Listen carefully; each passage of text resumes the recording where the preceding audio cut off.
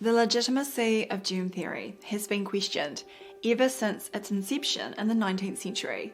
However, because of the COVID-19 fraud, it has come under wider scrutiny, with millions of people now aware of its shaky foundations. And amongst this has been the debate surrounding the legendary nurse Florence Nightingale, who lived from 1820 to 1910. Some have said that she rejected the germ hypothesis, while establishment sources are now claiming she eventually embraced it. There's only one way to settle this, and it's by examining Nightingale's source publications.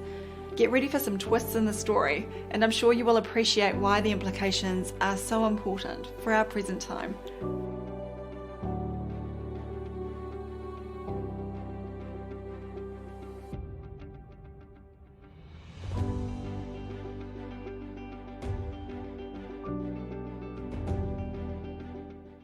For it is nature that cures, not the physician or nurse. Florence Nightingale, 1882. As I indicated in the introduction, the best way to appreciate someone's work is to go directly to their publications. However, before we do that, I will briefly discuss the background of the woman herself.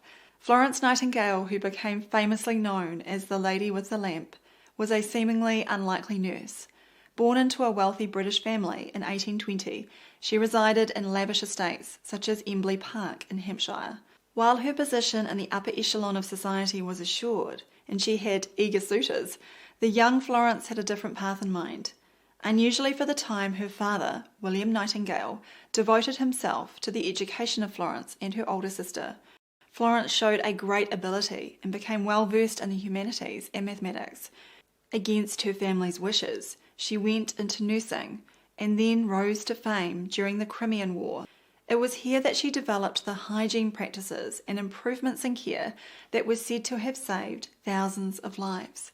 In 1859, at the age of 39, Nightingale published Notes on Nursing, What It Is and What It Is Not, a book of about 80 pages. It was aimed as much at female homemakers as it was at professional nurses. She wrote in the preface that the book provided hints for thought to women who have personal charge of the health of others. Every woman, or at least almost every woman in England, has, at one time or another of her life, charge of the personal health of somebody, whether child or invalid. In other words, every woman is a nurse. She lamented the problem of outsourcing health to professionals, such as doctors, and believed that each adult should take responsibility for the health in their household. Neither mothers of families of any class, nor schoolmistresses of any class, nor nurses of children, nor nurses of hospitals are taught anything about those laws which God has assigned to the relations of our bodies with the world in which He has put them. In other words, the laws which make these bodies, into which He has put our minds, healthy or unhealthy organs of those minds, are all but unlearnt. Not but that these laws, the laws of life, are in a certain measure understood, but not even mothers think it worth their while to study them, to study how to give their children healthy existences. They call it medical or physiological knowledge, fit only for doctors. Following on from this, she pointed out the misconception that medical interventions are superior to anything that could be done at home. So deep-rooted and universal is the conviction that to give medicine is to be doing something, or rather everything. To give air, warmth, cleanliness, etc. is to do nothing. This is certainly something that is even worse today, with a population trained to believe that a doctor can correct most of their health issues. John Rappaport has reported on the present situation, where he asked how many Americans, adults and children, visit a doctor at least once a year. The answer, 284 million. We now also live in a time when there is said to be thousands of specific diseases. However, even in the mid-1800s, when there were far less diagnoses in the books, Nightingale questioned whether the classification system was legitimate. Is it not living in a continual mistake to look upon diseases, as we do now, as separate entities, which must exist, like cats and dogs, instead of looking upon them as conditions, like a dirty and a clean condition, and just as much under our own control? Those that are familiar with Dr. Ulrich Williams will know that he also came to this same realization, and his work, in turn, influenced me. As I wrote in the foreword to Terrain Therapy, for most of these disease entities, the allopathic system postulates a single cause and a specific treatment protocol. Dr. Williams saw the folly of treating people this way. There are no specific entities as such. There are only the manifested symptoms and conditions of the body. I'm not aware of any references that Ulrich Williams made to Florence Nightingale, but if he did not read her work, he was certainly on a similar frequency. He described how the body slips into a state of dis-ease rather than being attacked by a disease, and the effects that are witnessed are healing crises. A century earlier, Florence Nightingale wrote, "Shall we begin by taking it as a general principle that all disease, at some period or other of its course, is more or less a reparative process, not necessarily accompanied with suffering, an effort of nature to remedy a process of poisoning or of decay which has taken place weeks, months, sometimes years beforehand." It is also remarkable to observe the similarities between the nurse and the physician when we appreciate what they said about the ignorance of nature's ability to heal. Nightingale wrote, "The reparative process which nature has instituted and which we call disease has been hindered by some want of knowledge or attention. In one or in all of these things, and pain, suffering, or interruption of the whole process sets in." Dr. Ulrich Williams wrote, "Those who are ill and wish to get well can do so, most of them, subject to one absolute condition, that they think, eat, and act aright, and cooperate loyally with nature's efforts to heal." So now that we have some idea of the way Nightingale thought, we can address the issue of whether she lent support to germ theory, or more accurately, the germ hypothesis. Keep in mind that she lived in the time of Louis Pasteur and Robert Koch. She would have been just over 40 years of age in 1861 when Pasteur coined the term germ theory. However, our research could not find any evidence that these famous germ promoters had any significant influence on Nightingale. So one may ask the question, why she is listed with both Pasteur and Koch on Wikipedia's entry titled Germ Theory's Key 19th Century Figures. Here we find the claim that the following sentence indicates her support for germ theory. "Always have chlorinated soda for nurses to wash their hands, especially after dressing or handling a suspicious case. It may destroy germs at the expense of the cuticle, but if it takes off the cuticle, it must be bad for the germs." However, there's a major problem with this quote. Someone has very deceptively cut off the end of the original sentence. The source for this quote is Dr. Richard Quain's A Dictionary of Medicine, published in 1882, and the sentence is finished by, "said the same surgeon." In other words, Nightingale is quoting someone else. They are not her own words. We will come to more deception from mainstream sources soon, but first let's continue to study more of what is written in Notes on Nursing. Nightingale does not blame germs for disease epidemics in 1800s London, but correctly identifies that water sources were polluted by human effluent. Microbes may be present in contaminated water, but they are not the cause of the contamination. Similarly, she points out that people getting sick in clusters does not equate to contagion. In the following example, she explained that shared environmental conditions are what the cases have in common. "I have known 3 maids who slept in the same room ill of scarlet fever. How catching it is, was of course the remark. One look at the room, one smell of the room, was quite enough. It was no longer, quote, unaccountable." With regard to the man-made theories about what makes us ill, she remarked, "But what you think, or what I think, matters little. Let us see what God thinks of them. God always justifies his ways. While we are thinking, he has been teaching." In Notes on Nursing, Nightingale puts the word infection in quotes. I suspect, like us, she accepts the original definition of the word, which meant contamination, and derived from the Latin inficere, meaning to spoil or to stain. The original definition had nothing to do with supposedly contagious microbes or an externally transmissible agent. Following on from this, she expresses concern over the commonly held notion that an unwell patient was a danger to others. She wrote, "Does not the popular idea of, quote, infection involve that people should take greater care of themselves than of the patient? That, for instance, it is safer not to be too much with the patient, not to attend too much to his wants. She pointed out the baseless and cruel practice of quarantining people or excluding them from society as second-class citizens. Sounds a bit like the COVID-19 era. So you basically said this is going to be like, well, it's almost like, you probably don't see it like this, the two different classes of people. If you're vaccinated or if you're unvaccinated, you have all these rights. If you are vaccinated... That is what it is. So, yep. Nightingale questioned how the mainstream system explained the origins of an allegedly viral disease such as smallpox. I was brought up, both by scientific men and ignorant women, distinctly to believe that smallpox, for instance, was a thing of which there was once a first specimen in the world, which went on propagating itself in a perpetual chain of descent, just as much as that there was a first dog or a first pair of dogs, and that smallpox would not begin itself any more than a new dog would begin without there having been a parent dog. Nightingale then goes on to describe how cases of smallpox started in hospital wards, where there could not be any possibility of it being, quote, caught. But the problem certainly started in these wards, and she pointed to the conditions as the culprit. If the terrain was compromised, then the disease would appear de novo from within the individual.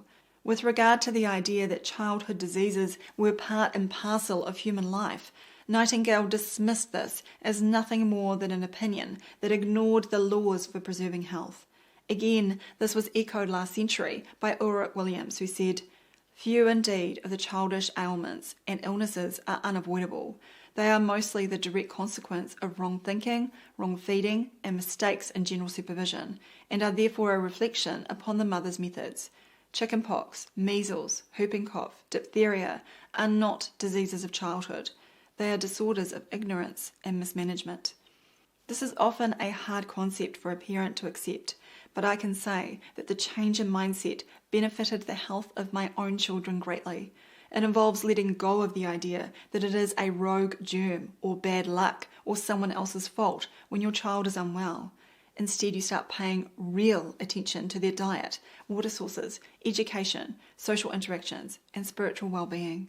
Nightingale had a huge emphasis on hygiene and frequently described the poor state of cleanliness in many houses.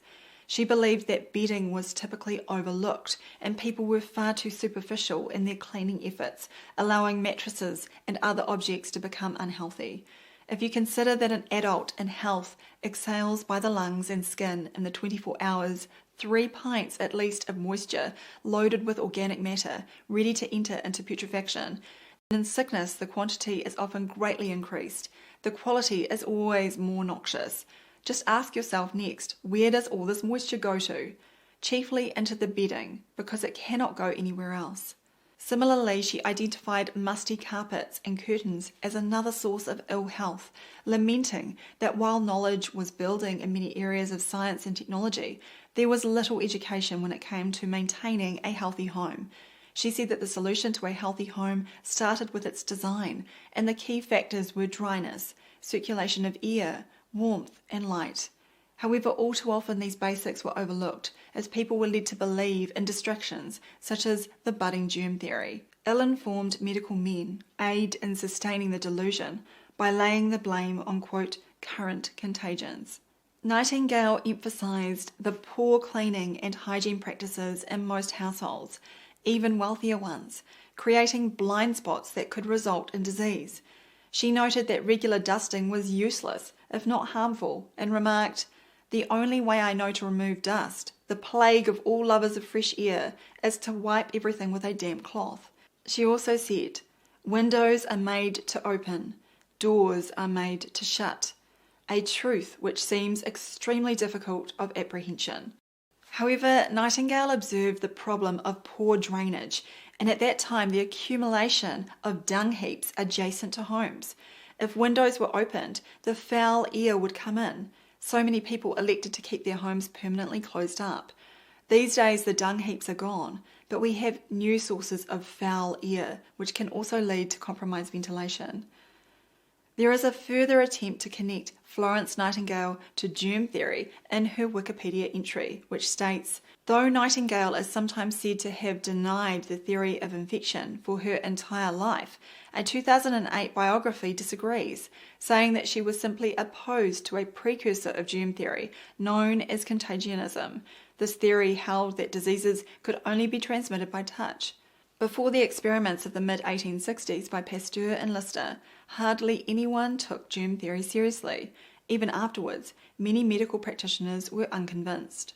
The 2008 biography by Mark Bostridge states, it is hardly surprising then to find that Florence opposed the new germ theory, or perhaps one should say germ theories, given the bewildering number of views about what disease germs were that proliferated in the period following the pioneering work of Pasteur, Lister, and others in the 1860s. It was, after all, to be another 15 years before Robert Koch's landmark paper, The Etiology of Traumatic Infectious Diseases, appeared in 1879, finally confirming that germs cause disease. Evidence in the form of a chapter that Florence wrote in the late 1870s for Quain's Medical Dictionary, first published in 1882, in which she urges nurses to use antiseptic precautions, the use of chemicals against germs, suggests that it was at about this time that she came to accept germ theory. Firstly, this highlights how the author is completely out of his depth scientifically, as he simply parrots claims surrounding figures such as Robert Koch. Koch never demonstrated the pathogenicity of any microbes and was not able to fulfill his own postulates that were introduced in the 1880s. You can watch our presentations covering his work for more details, and I would also recommend the resources at virology.com for extensive dissections of both Koch's and Pasteur's publications. Suffice to say here, Bostridge's claim that germs were confirmed to cause disease stems from misinterpretation and scientific fraud. Secondly, the use of antiseptic compounds does not imply the acceptance of germ theory. The terms antiseptic and disinfectant can refer to the same compounds, but with a difference in their intended use. Antiseptic meaning applied to living tissue, and disinfectant meaning applied to inanimate objects and surfaces. The use of either does not equate to an acceptance that germs are the cause of disease. For example, my husband Mark uses some, quote, disinfectants, such as hydrogen peroxide, to clean home brewing equipment. In any case, we don't like to leave any stone unturned in our research and make it our business to consult the source material ourselves. So back to the 1882 edition of Quain's Dictionary of Medicine, and here is what Nightingale actually said. Cleanliness, clean air, clean water, clean surroundings, and a fresh atmosphere everywhere are the true safeguards against, quote, infection, not segregation by walls and divisions. You cannot lock in or lock out the infectious poison. You cannot wall out infection. You can air it out, diffuse it, and clean it away. This does not sound like a supporter of germ theory, and in case it wasn't clear enough, Nightingale goes on to write, infectious hospitals and wards, whether necessary or not, are not a part of hygiene, and the doctrine of, quote, disease germs in the sense in which it may lead to considering infection inevitable must not be taught as a principle of sanitary nursing. That there is no such thing as inevitable infection is the first axiom of nursing. All disinfectants are more or less a mystic rite, as a great surgeon said. And what about the issue of vaccination? During Nightingale's time, there were far less vaccines being administered to the public, but she wrote the following in Notes on Nursing. If a neighbour's child is seized with smallpox, the first question which occurs is whether it had been vaccinated. No one would undervalue vaccination, but it becomes of doubtful benefit to society when it leads people to look abroad for the source of evils which exist at home.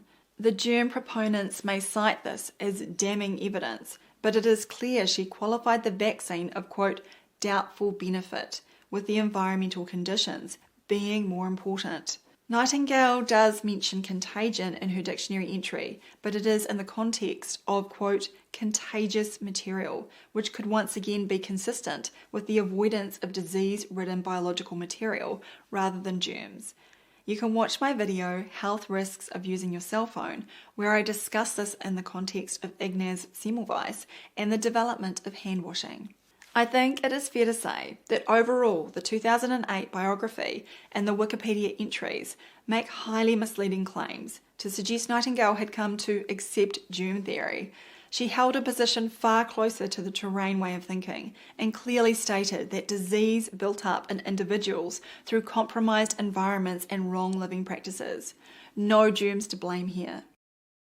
It would also be fitting to finish with one of her quotes, warning the reader about the limitations of increasing laboratory technology, something that is just as relevant now as it was back then. Organic chemistry is useful, as all knowledge is, when we come face to face with nature, but it by no means follows that we should learn in the laboratory any one of the reparative processes going on in disease. Florence Nightingale. If you enjoyed this video, please visit supportdrsam.com.